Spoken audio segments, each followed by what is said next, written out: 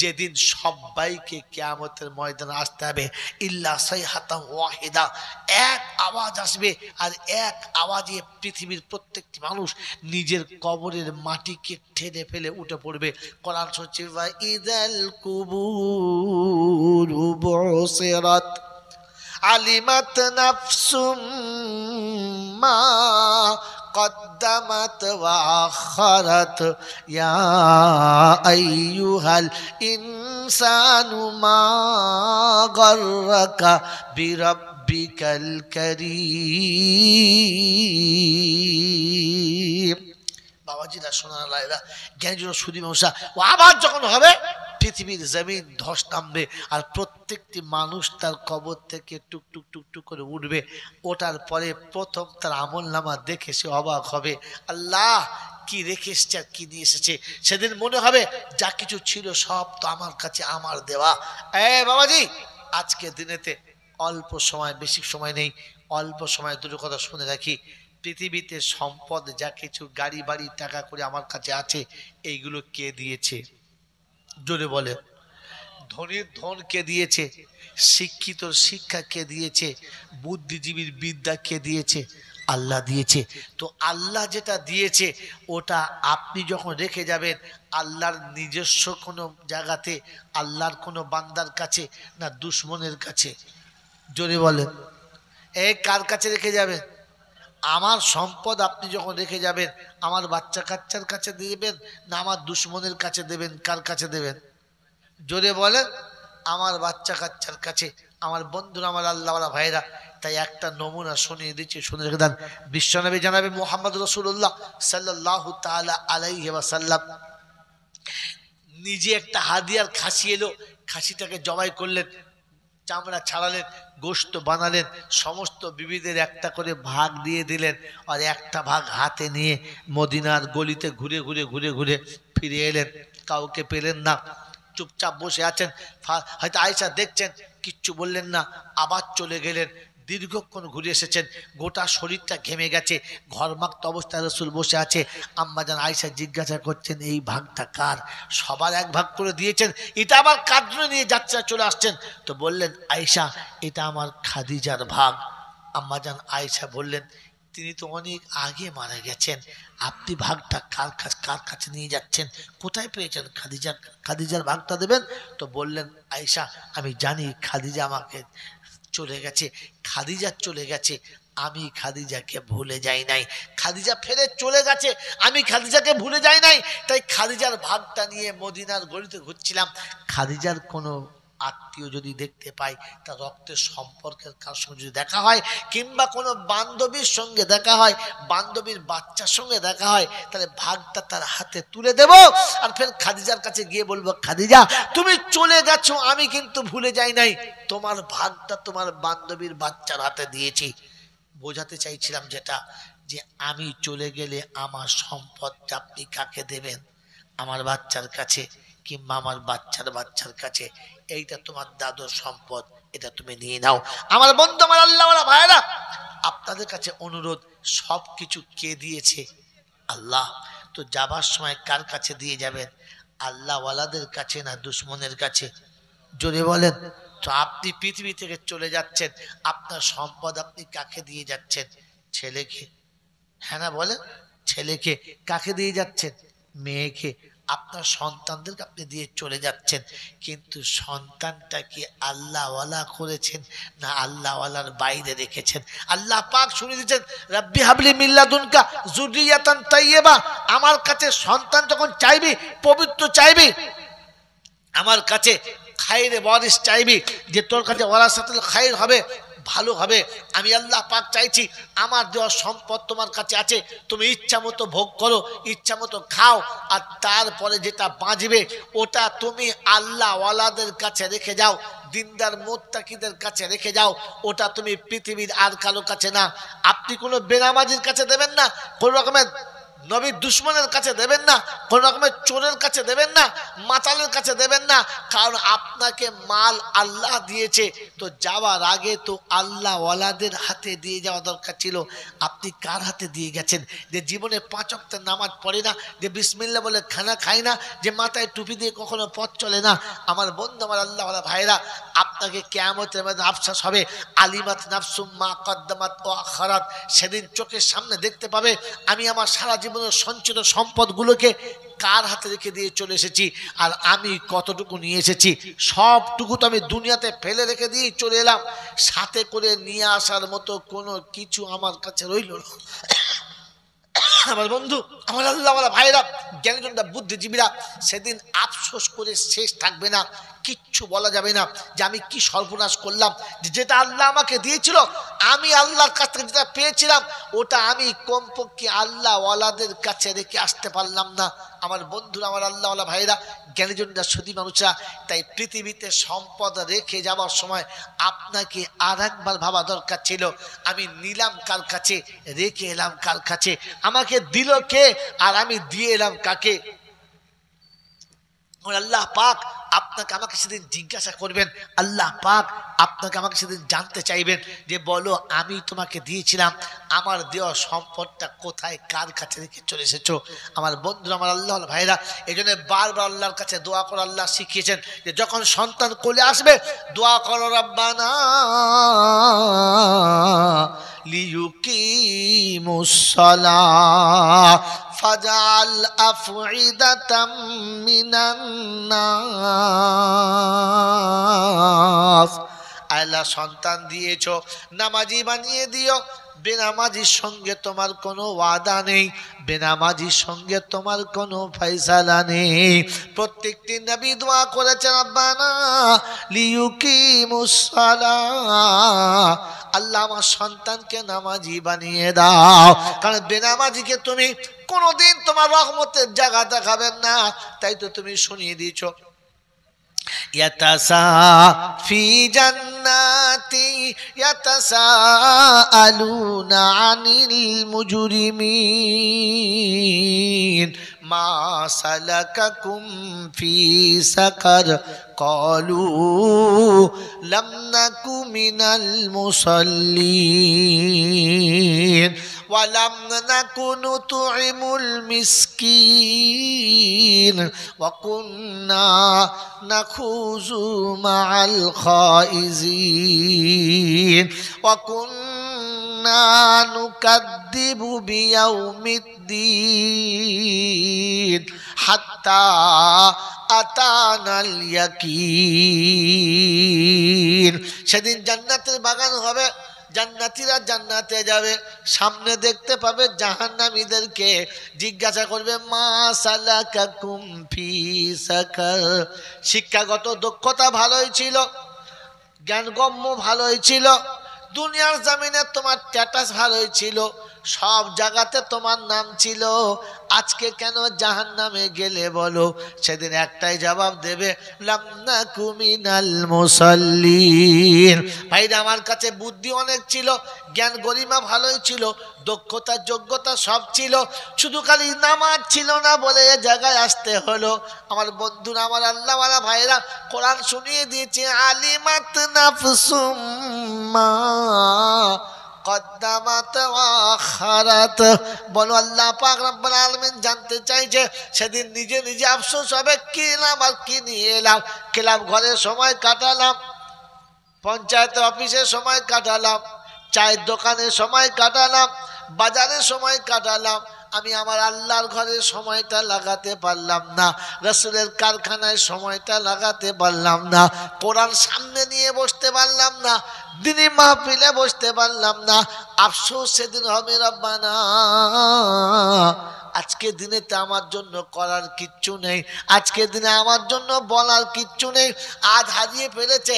আল্লাহ পাক শুনছে, আইয়ুহাল ইনসান মা গাররাকা বিরাব্বিকাল কারীম। মানুষরে, আমি তোকে এত সুন্দর করে বানালাম, কে তোকে ধোকায় ফেললো? কার ভালোবাসায় পড়ে গেলি, কার মোহাব্বতে জড়িয়ে গেলি, আমাকে ভুলে গেলি। আমি যদি চক্ষু না দিতাম পৃথিবীর কিছুই দেখতে পেতিস না। আমি যদি পদযুগল না দিতাম পৃথিবীর কোনো জায়গাতে তোমার যাওয়া হতো না। অন্ধ হয়ে বসে থাকতে হতো, অচল হয়ে গোটা জীবন বসে থাকতে হতো, পৃথিবীর কোনো দর্শন তোমার চোখেতে আসতো না। আমি যে আল্লাহ সব দিয়েছি এমন আল্লাহকে তোমাকে কে ভুলিয়ে দিয়েছে? কার পাল্লায় পড়েছ? তাই কোরআন শুনেছি, ফালা তাগুররান্নাকুমুল হায়াতুদ দুনিয়া ওয়ালা ইয়াগুররান্নাকুম বিল্লাহিল গারুর। দুনিয়ার জীবন যেন তোমাকে ধোকায় ফেলে না দেয়, দুনিয়ার জীবন যেন তোমাকে অন্ধকারে ঠেলে না দেয়, যেদিন তুমি তোমার অন্ধকার থেকে বার হতে পারবে না। বাপজিরা, সোনারা, লালেরা, জ্ঞানীজনরা, শুধু মানুষেরা, আমার সোনামণি মায়েরা, বোনেরা, রাতের অন্ধকারে এতটা কষ্ট করে বসে রয়েছি।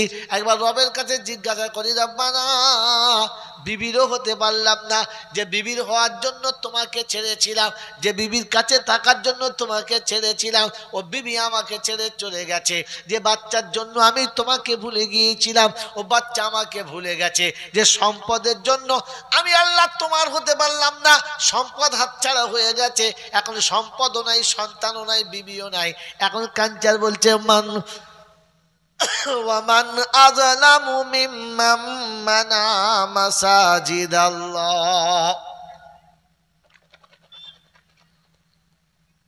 এর থেকে বড় জালিম আর কে?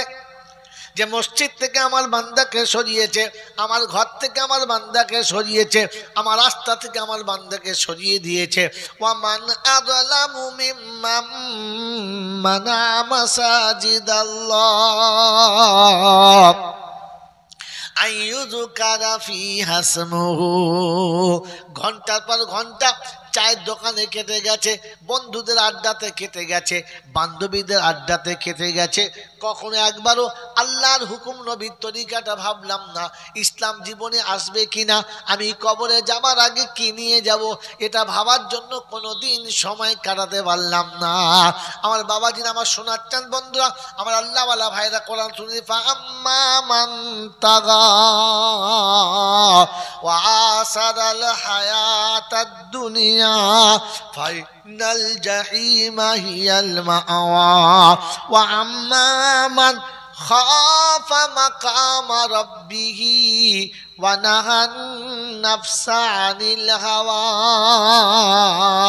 ফাইনাল জান্নাতা হিয়াল মাআওয়া।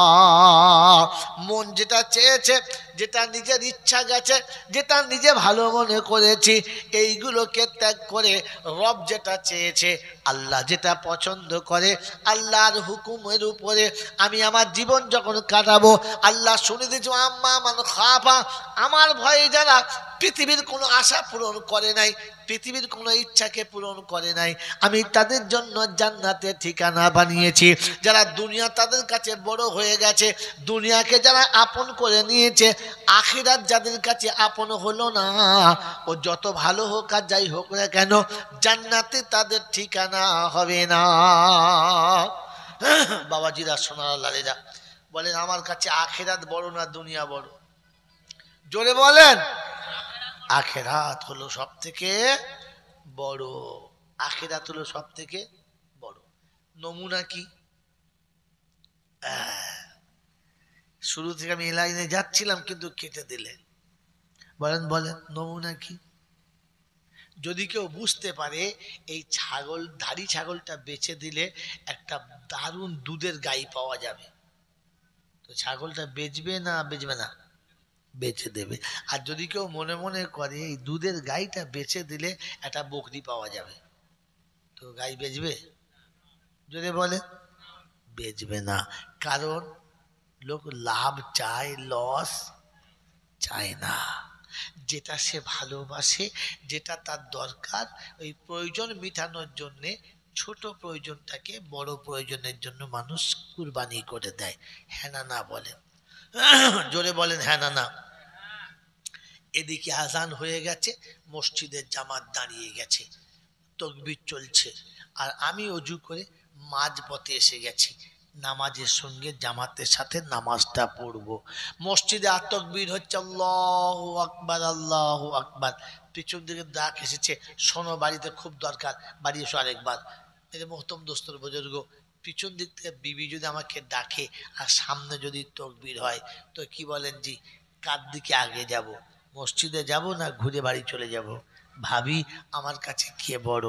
সারা সপ্তাহ মসজিদে আসি না, জুমার দিনে মোটামুটি মসজিদে আসি, এসে সবে বসেছি, খুতবা চালু হয়েছে, একজন এসে কানের কাছে বলেছে কি যে বাড়িতে তোমাকে ডাকছে, বাড়িতে খুব দরকার। তো বলেন আর মসজিদের ভেতরে আমার থাকা হবে না সঙ্গে সঙ্গে উঠে বাড়ি চলে যাবে? কোনটা যাবে? জোরে বলেন। টুক করে উঠে বাড়ি যাবে। তার মানে বোঝা গেল আমার কাছে দুনিয়াটা বড় এতটা যে আখিরাত ছাড়তে বাধ্য। এক সপ্তাহ পরে তোমাকে শুনিয়েছিল ফেরেশতারা, আজকে জুমার দিন তোমাকে মসজিদে যেতে হবে, গোসল করে নাও, সুন্দর করে গোসল করে ভালো কাপড় চোপড় পরে সুন্দর করে সেজে গুজে আমি জুমার নামাজ পড়তে যাব। এটা আমাকে শুনিয়েছে। 11টার পরে মসজিদের মাইকে আবার ডাকা হয়েছে, আজ পবিত্র জুমার দিন, এসো আল্লাহর ঘরে, তুমি আল্লাহর বান্দা, আল্লাহর সামনে হাজির দেওয়ার জন্য। আজকে জুমার দিনে সবাই তাড়াতাড়ি চলে আসেন।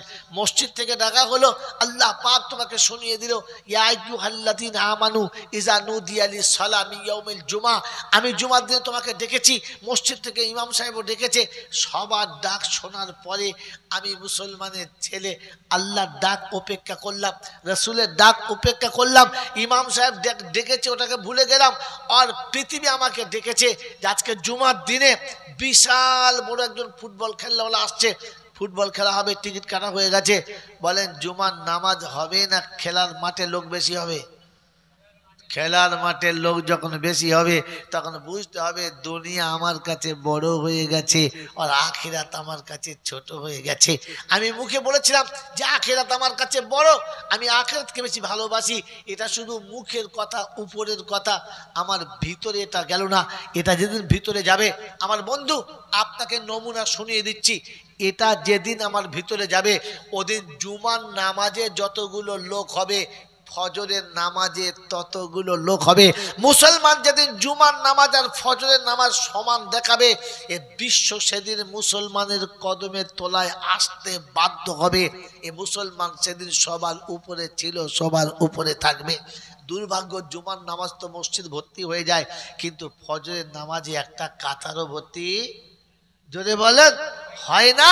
এ মুসলমানকে আগিয়ে নিয়ে যাওয়া সম্ভব না, এ মুসলমানকে বিজয়ী করানো সম্ভব না, এ মুসলমানকে তার গন্তব্যস্থল দেখানো সম্ভব না। এজন্য আল্লাহ পাক রব্বুল আলামিন বারবার শুনিয়ে দিয়েছে, ওয়া ইবাদুর রাহমানিল্লাযীনা ইয়ামশুনা আলাল আরদি হাওনা ওয়া ইযা খাতাবাহুমুল জাহিলুনা قالوا سلاما الذين يبيتون لربهم سجدا وقياما الذين يقولون ربنا اصرف عنا عذاب جهنم إن عذابها কানা গারামা।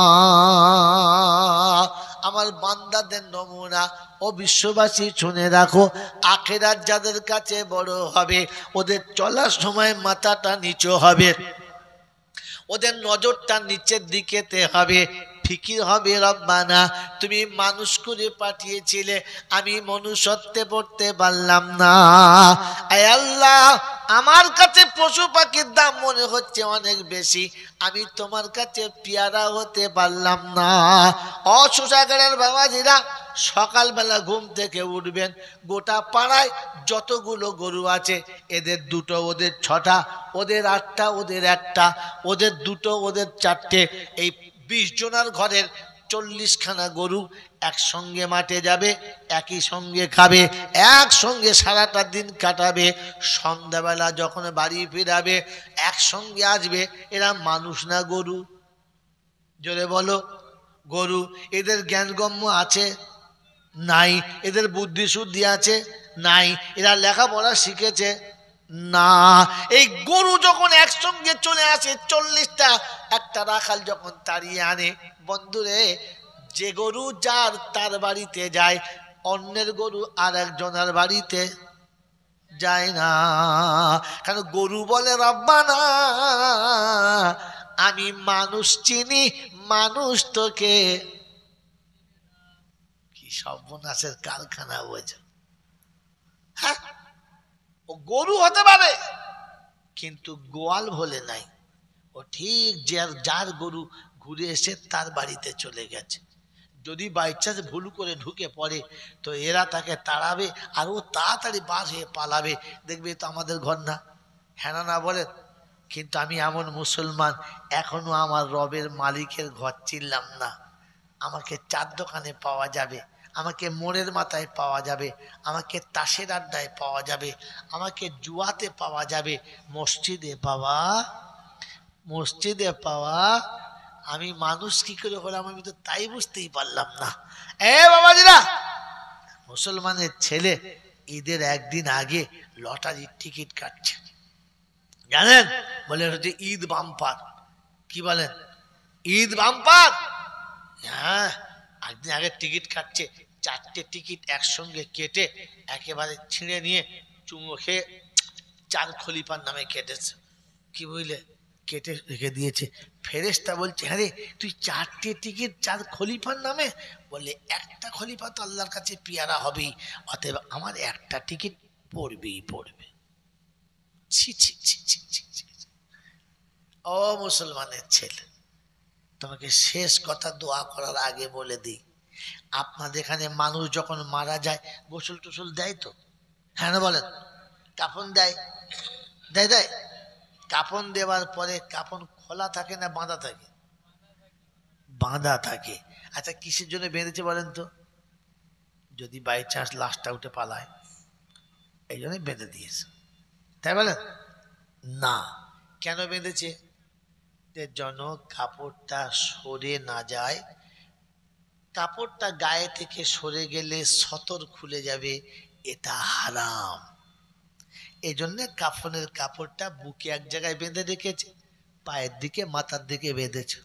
কিন্তু যখন কবরে শুইয়ে দিয়েছে তখন বাঁধনগুলো ছিল না, খুলে দিয়েছে। এই কেন বলেন তো? কেন ফেরেশতারা তো আর দড়ি ফড়ি বাঁধতে জানে না, ওসব ফেরেশতারা জানে, জেনে বলে। এই জন্য এরা আগে থেকে খুলে দিয়েছে। আমি জানতাম না, তখন মাদ্রাসায় সবে পড়ছি, ছেলে মানুষ। একজনকে জিজ্ঞাসা করলাম, চাচা, বলে কি? ওই মাইয়েতের মুখ খুলে কি বলে?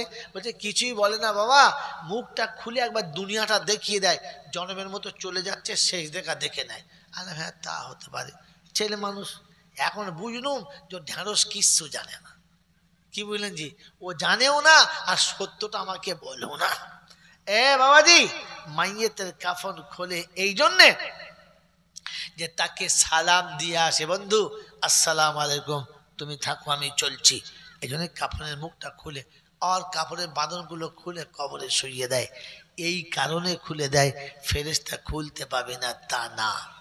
ফেরেশতা খুলতে পাবে না সেটার জন্য না, কারণ মানুষের চরিত্র যেমন হয় তার চেহারাটা ঠিক তেমন হয়, তার চেহারাটা ঠিক তেমন হয়।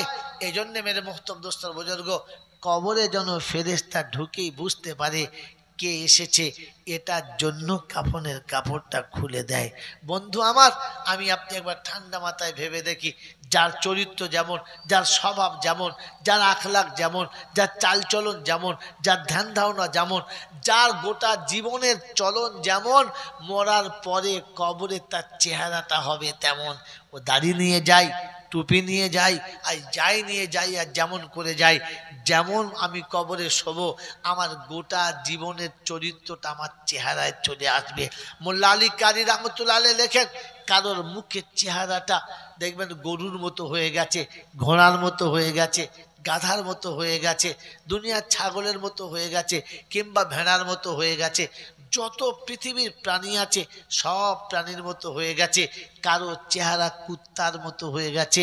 আর লিখতে লিখতে শেষে গিয়ে খুব কষ্টের সঙ্গে লিখেছে যে অনেকের চেহারা কবরে যাওয়ার পরে শুয়োরের মতো হয়ে যায়।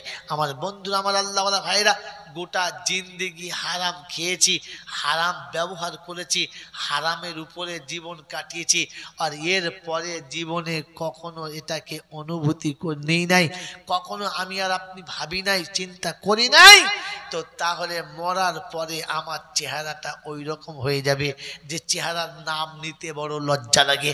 আমার বন্ধুরা, আমার আল্লাহওয়ালা ভাইয়েরা, জ্ঞানীজনরা, সুধী মানুষেরা, আমার সোনামণি মায়েরা, বোনেরা, ওই যে গুনিয়াতুত তলিবিন বলছিলাম, বড় পীর আব্দুল কাদের জিলানী রহমতুল্লাহ আলাইহি লেখা এই কিতাবেতে রয়েছে, এবং বাংলার জমিনের বিখ্যাত আলেম আল্লামা রুহুল আমিন সাহেব রহমতুল্লাহ আলাইহি ফতোয়া আমিনিয়া লিখেছেন, কোনো মুসলমান যদি বিড়ি খায় তো বউ তালাক হয়ে গেছে, আগামীতে বাচ্চাগুলো সব হারামি হবে, তাই তাড়াতাড়ি যেন বিয়েটা পড়িয়ে নেয়।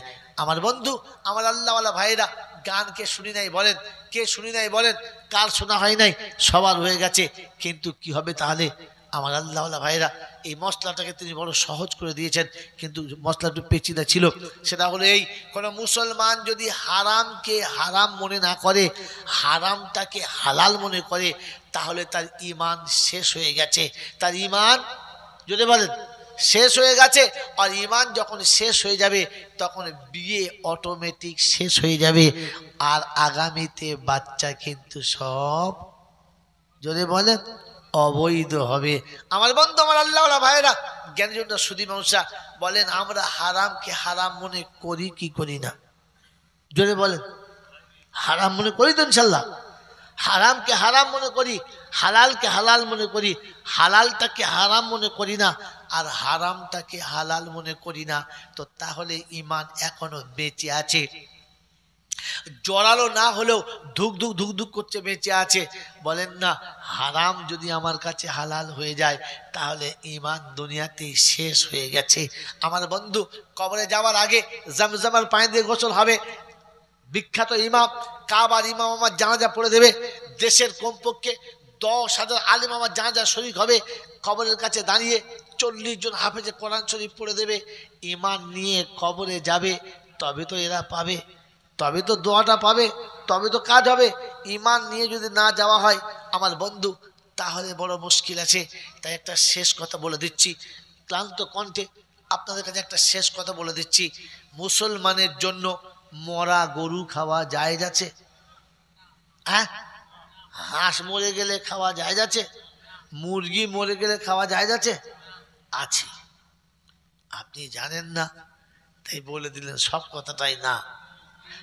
মুমিন মুসলমানের কাছে, মুসলমানের জন্য মরা প্রাণীর গোশত খাওয়া জায়েজ আছে, যখন তার শেষ সময় চলে এসেছে, অন্তিম কালেতে যখন সে দেখছে এরপরে যদি আমি না খাই তাহলে আমি মারা যাব, কিংবা আমার বাচ্চা মারা যাবে, যখন দেখেছে মা তার শিশু সন্তানকে কোনো রকমের খাবার জোগাড় করতে পারছে না, মুখে এক মুঠো অন্ন তুলে দিতে পারছে না, দেখেছে যদি না খায় প্রাণটা বাঁচানোর জন্য, তখন কোনো মুরগি মরা কেউ যদি ফেলে দেয় তো আপনি কুড়িয়ে এনে ওটাকে বানিয়ে, ওটাকে রান্না করে সিদ্ধ করে আপনার বাচ্চাকে আপনি খাওয়াতে পারেন, প্রাণ বাঁচানোর জন্য এটা খাওয়া যায় ছিল। জানেন না? জানেন না? তাহলে জানেন, তাহলে এবার জানেন, তাহলে জিজ্ঞাসা করছি সত্য করে বলেন, আপনি যেটা জানেন সেটা বলেন। ওই মা যেদিন তার বাচ্চাকে মরা মুরগির গোশতটাকে সিদ্ধ করে খাওয়াচ্ছিল, বলেন আনন্দে খাওয়াচ্ছিল না দুঃখের সাথে? জোরে বলেন। দুঃখের সাথে, কারণ সে জানে এটা খাওয়া জায়েজ ছিল না, এই জিনিসটা খাওয়া ভালো নয়, আমি নিরুপায় হয়ে দুঃখের সাথে ঘৃণার সাথে বাচ্চার প্রাণটা বাঁচানোর জন্য এটুকু সিদ্ধ করে তুলে দিয়েছি। মায়ের চোখের পানি আমি অনেক জায়গাতে শোনাচ্ছিলাম, আজকে শুনে দিয়ে যাচ্ছি। আমার আল্লাহওয়ালা ভাইরা, উত্তর 24 পরগনার মাখালগাছা বলে একটা জায়গা আছে, বিখ্যাত মাদ্রাসা আছে, যদি পারেন তো কখনো গেলে দেখে আসবেন। নাসিরউদ্দিন চাঁদপুরি দামাত বরকতুহুম জি মুফতি সাহেব এখন বাংলার গর্ব, ইন্ডিয়ার জন্য গর্ব। এখন যত রকমের বেদাতি আর লামজাবি আছে, ফারাজি আছে, একটা মানুষের নাম শুনলে চুপ করতে বাধ্য, সেটা নাসিরউদ্দিন চাঁদপুরি দামাত বরকতুহুম। এই হযরতের বাড়ি মাখালগাছার পরের গ্রামে, চাঁদপুর গ্রামে। মেরে মোহতরম দোস্ত বুজুর্গ, এই হাফেজ সাহেবের ওয়াকিয়া শোনাচ্ছি, মনে রেখে দেন। মাদ্রাসা তৈরি করেছেন, ছোট্ট মাদ্রাসা, 30 থেকে 32টা বাচ্চা খাওয়া দাওয়া করে, পড়াশোনা করে। একদিন কোনো রকমের খাবার নেই। বাবুর্চি বারবার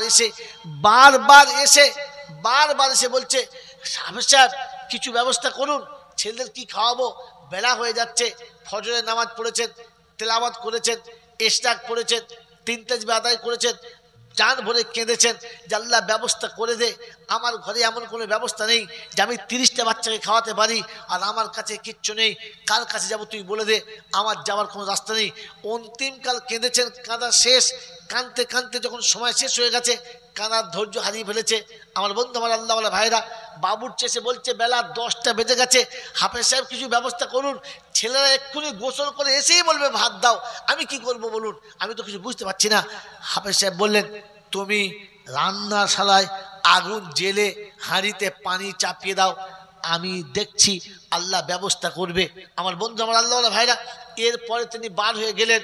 দীর্ঘক্ষণ পরে প্রায় খাবার টাইম হয়ে গেছে, সে সময় কিছু চাল আর কিছু ডাল এনে বাবুর্চির হাতে তুলে দিলেন আর বললেন, এটাকে রান্না করো। চাল ডাল রান্না হলো, বাচ্চারা গোসল করে এলেন, খানা খাবে। বাবুর্চি বলে, ভাই হয়েছে, একটু দেরি আছে, নামাজ পড়ে এসো।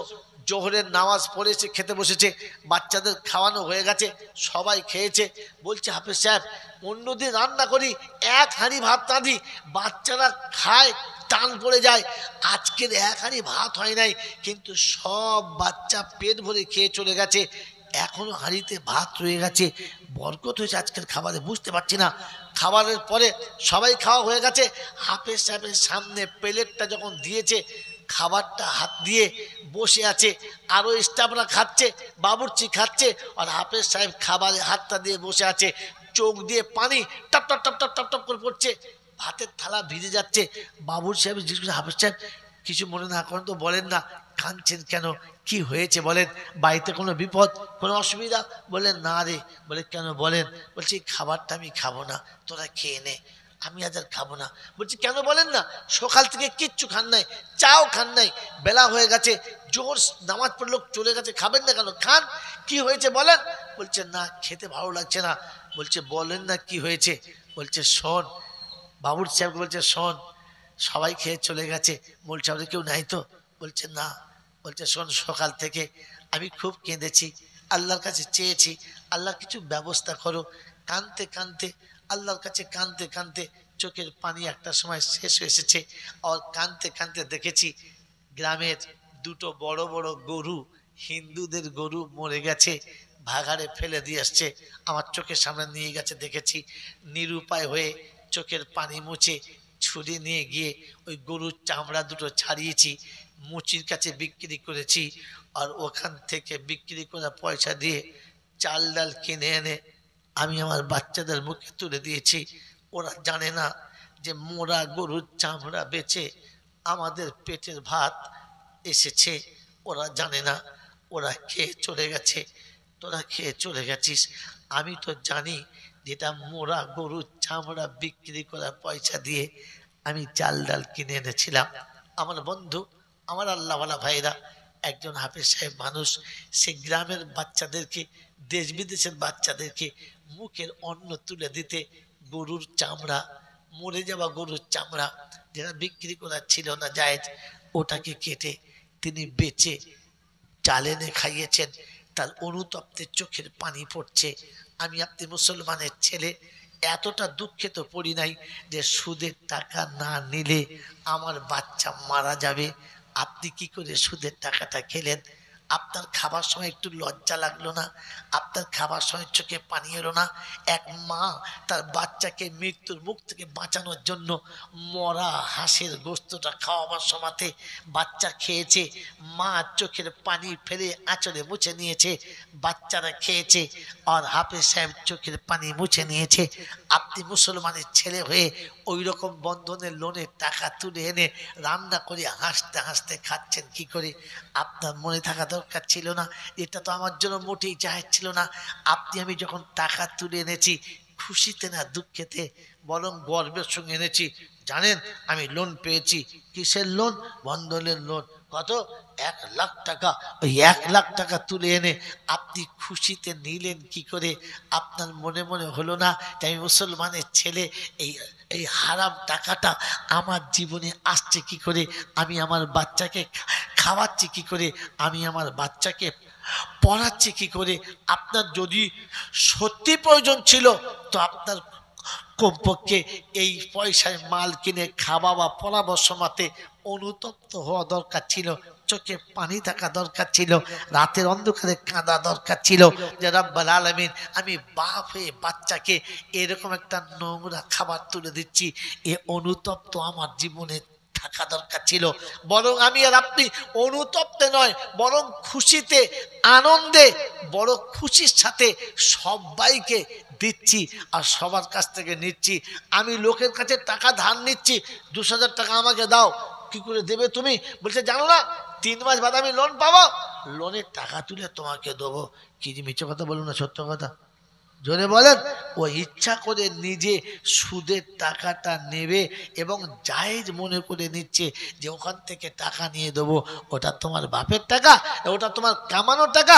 তুমি কি ওখানে জমা রেখেছিলে না কোনো জিনিস বন্ধ রেখেছিলে? তুমি এমনি করে জোর গলায় বলছো যে মনে হচ্ছে টাকাটা একদম তোমার জমা টাকা। 3 মাস আগে তুমি যদি মারা যাও কে দেবে? কার কাছ থেকে দেবে? আমি বললি হ্যাঁ তুমি জানি এখন 30 বছর বাঁচবে, কিন্তু মরেও তো যেতে পারো। এই কথা মনে করে কখনো একবার নামাজের মশালায় বসে বলেছ আল্লাহ আমি তো মনের জোরে বলে ফেলেছি 3 মাস বাদ ওই হারাম টাকা নিয়ে শোধ দেব, কিন্তু বাঁচবো কিনা তো জানি না। আল্লাহ আমাকে নিরুপায় হয়ে এমন মিথ্যার আশ্রয় দিতে হলো। এই কথাটা কমপক্ষে মনে করে আমার মনে অনুতপ্ত এসেছে, আমি অনুতপ্ত হয়েছি। তো আমি আপনাকে জিজ্ঞাসা করছি বন্ধু, আমি আর আপনি ভেবে দেখি ইমানদারের খাতাতে আছি কিনা। কি করে ভালো লাগবে, কি করে ভালো লাগবে আমার বন্ধু, আমার আল্লাহওয়ালা ভাইরা। ডায়রিয়া রুগীকে আপনি যত ভালো করে দুধ সিদ্ধ করে দেন ওকে দেখলেই বমি আসবে, দুধও খেতে পারবে না, কারণ ওর ভেতরের আঁতুড়িটা দুধ খাওয়ার ক্ষমতা হারিয়ে ফেলেছে। সেজন্য মেরে মহতরম দোস্তর বুজুর্গ, অনুষ্ঠানের শেষ প্রান্তে শুনিয়ে দিচ্ছি 4টে জিনিস কখনো সম্ভব না। কটা জিনিস?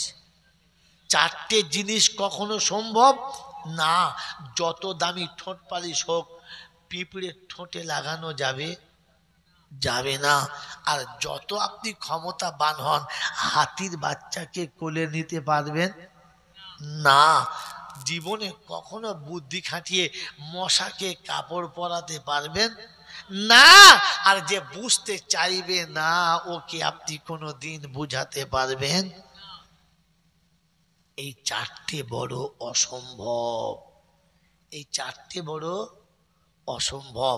আল্লাহ পাক আপনাকে আমাকে ভাবার, বোঝার আর বুঝে আখিরাতের কথা আমল করার তৌফিক দান করুক। বলুন আমিন। ওয়া আখির দাওয়ানা আনিল হামদুলিল্লাহি রাব্বিল আলামিন। মুহাব্বতে দরুদ শরীফ আল্লাহুম্মা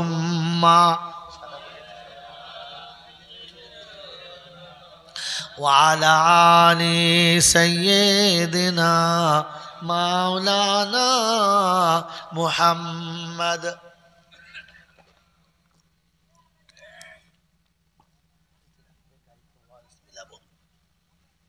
ভাই সকলে আল্লাহর কাছে দোয়া করি আল্লাহ যেন আপনাকে আমাকে আখিরাতে বিজয়ী হওয়ার তৌফিক দেয়।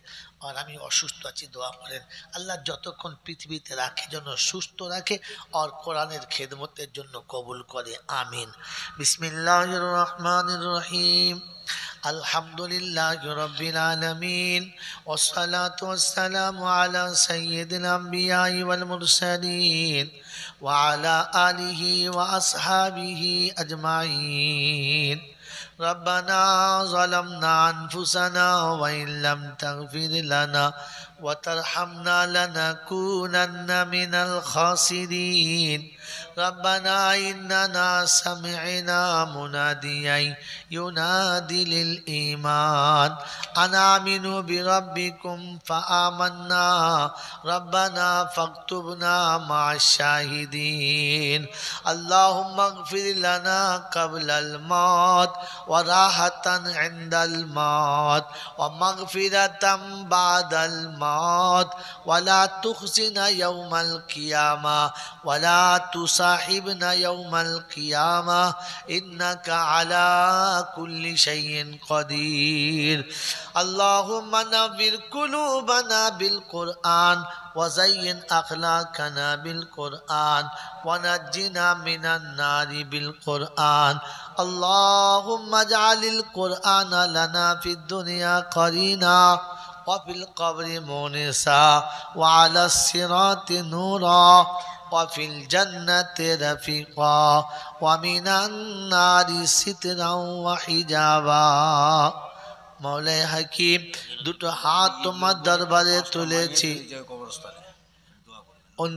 অন্তিমকালে দুটো হাত তোমার দরবারে তুলেছি আমাদের অতীত জীবনের গুনাহগুলোকে মাফ করে দাও আয় আল্লাহ তোমার শাহী দরবারে দুটো হাত তুলেছি আমাদের জীবনের গুনাহগুলোকে মাফ করে দাও বাকি জীবন তোমার গোলামির জন্য তুমি আমাদের কবুল করে নাও আল্লাহ সকাল থেকে পর্যন্ত যতটুকু কোরআন পড়েছি যতটুকু জিকির আজকার করেছি যতটুকু তেলাওয়াত করেছি মাবুদ আমাদের ইবাদত তেলাওয়াতকে তুমি কবুল করে নাও আয় আল্লাহ আমাদের মা বাপ দাদা দাদি নানা নানি আত্মীয় স্বজন যারা অন্ধকার কবরে নীরব নগরে ঘুমিয়ে গেছে সকলের কবরগুলো জান্নাতের বাগান বানিয়ে দাও খাস করে কবরস্থানের এই ঈদগাহের জন্য আল্লাহ ঈদগাহের কাছে 4-5 জন মানুষ চলে গেছে আয় আল্লাহ যারা জান তোর মেহনত করে যাদের নিজস্ব ক্ষমতা দিয়ে দক্ষতা যোগ্যতা দিয়ে তোমার ঈদগাহকে বানানোর চেষ্টা করেছিল আজ তারা চলে গেছে আল্লাহ তুমি তাদের কবরটা জান্নাতের বাগান বানিয়ে দাও আয় আল্লাহ আমরা যারা বসে আছি মাবুদ হালাল রুজি খাবার তৌফিক দাও হক কথা বলার তৌফিক দাও আমলে সলিহ ইখলাস করার তৌফিক দাও মুস্তাজাব দাওয়াত করো আয় আল্লাহ সুস্থতা সবলতা সচ্ছলতা ফিরিয়ে দাও কন্যাদায়ে পড়ে থাকা পিতাকে কন্যাদায় থেকে নাজাত দাও আয় আল্লাহ যে সমস্ত মায়েরা বাপেরা রাতের অন্ধকারে কেঁদেছে দিনের আলোতে কেঁদেছে এই জন্য যে মাবুদ বাচ্চা কভাবে বিদায় হবে আল্লাহ বাচ্চাদের জন্য আলেম হাফেজ দিনদার মুত্তাকি পরহেজগার বাচ্চা করে দাও আয় আল্লাহ বেনামাজির হাত থেকে বাঁচাও হারামখোরের হাত থেকে বাঁচাও কুচক্রকারীর কুচক্র থেকে বাঁচাও রব্বুল আলামিন তোমার শাহী দরবারে দুটো হাত তুলেছি আল্লাহ আয় মওলাই হাকিম আমাদেরকে তোমার নেক বান্দাদের খাতায় নামটা লিখে দাও খাস করে জলসা কমিটির যুবকদেরকে আল্লাহ তোমার দিনের বারে কবুল করে নাও ওদের হায়াতকে দারাজ করো ওদের মা বাপের কবরকে আল্লাহ জান্নাতের বাগানে বানিয়ে দাও আয় আল্লাহ ক্লান্ত শরীরে ক্লান্ত কণ্ঠে তোমার কাছে যা কিছু বলেছি এ পর্যন্ত প্রত্যেকটি কথাকে তুমি কবুল করে নাও আল্লাহ আমাদের 5 ওয়াক্তের নামাজি বাজামাত বানিয়ে দাও আয় আল্লাহ বাজামাত আমাদেরকে তুমি 5 ওয়াক্তের নামাজি বানিয়ে দাও রব্বুল আলামিন যারা তোমার ঘরে তোমার দিনের জন্য কোরআনের জন্য দিনের খেদমতের জন্য রাত কাটাচ্ছে আল্লাহ ওই দায়ীদের ওসিলায় আমাদেরকে মাফ করে দাও ওই রকম দায়ীদের ওসিলায় আমাদেরকে তুমি মাফ করে দাও রব্বুল আলামিন তোমার দরবারে দুটো হাত তুলেছি কি চাইবো জানি না কার থেকে পানা চাইবো জানি না তোমার হাবিব উম্মতের জন্য যা কিছু চেয়ে গেছে বিনা চাওয়াতে দিয়ে দাও যার থেকে পানা চেয়ে গেছে বিনা চাওয়াতে পানা দিয়ে দাও আল্লাহ বিশ্বে যত মাদ্রাসা মক্তব খানকা আছে সমস্ত মাদ্রাসা মক্তবকে খানকাকে তুমি কবুল করে নাও আয় আল্লাহ আয় আল্লাহ আমি সব থেকে বড় গুনাহগার, আমার থেকে বড় গুনাহগার কেউ নেই। আল্লাহ আমার ডাইনে বামে তোমার নেক বান্দা বসে আছে, সামনে নেক বান্দা বসে আছে। আল্লাহ যাদের হাত তুমি জীবনে কোনোদিন ফেরাও না, ওদের আমিনের সঙ্গে আমাদের আমিনগুলোকে কবুল করে নাও। রব্বানা আতিনা ফিদ দুনিয়া হাসানাতাও ওয়া ফিল আখিরাতি হাসানা ওয়া কিনা আযাবান নার ওয়া আদখিলনাল জান্নাতা মাআল আবরার ইয়া আজিজু ইয়া গফফার ইয়া রাব্বাল আলামিন। সুবহানা রাব্বিকা রাব্বিল ইজ্জাতি আম্মা ইয়াসিফুন ওয়া সালামুন আলাল মুরসালিন ওয়ালহামদুলিল্লাহি রাব্বিল আলামিন বিরহমাতিকা ইয়া আরহামার রাহিমিন। আসসালামু আলাইকুম ওয়া রাহমাতুল্লাহি ওয়া বারাকাতুহু।